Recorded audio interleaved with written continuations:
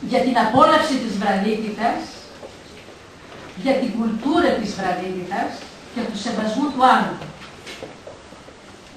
Γιατί όλοι ξέρουμε ότι για πολλούς το αυτοκίνητο λειτουργεί ως επέκταση του εγώ. Στις 10 Δεκέμβρη είναι η μέρα δικαιωμάτων του ανθρώπου. Ας πάρουμε τα πράγματα όμως από την αρχή, πριν αρχίσουμε να γκρινιάζουμε. Ότι να πούμε τα νέα τα παιδιά. Παρακαλώ να.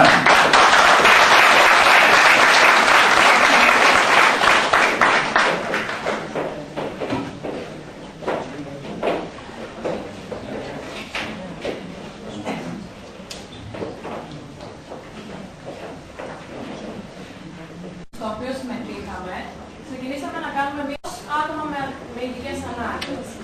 Δεν είναι αυτή που θεωρείται σήμερα η πολιτισμένη συμπεριφορά των ανθρώπων. Πέρα από τις τεχνικές δυσκολίες, αντιμετωπίσαμε και μια πάρα πολύ άσχημη αντιμετώπιση. Και από οδηγούς προσπαθούσαμε να περάσουμε όχι μόνο κάποια διαφορετικά από τη μία μεριά του δρόμου και να κάνεις βόλτα ένα τετράγωνο και να βρεις την επόμενη να ξαναναπείς. Αισθάνονται ελεύθεροι και μπορούν να κυκλοφορούν. Για παράδειγμα, μπορούσαν να κάνουν τη βόλτα τους, να πάνε για καφέ, κάτι που εδώ στην Ελλάδα ούτε με καμία κυβέρνηση θα μπορούσε να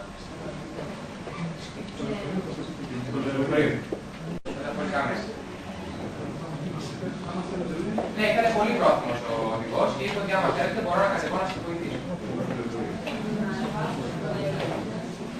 Μπράβο, παιδιά.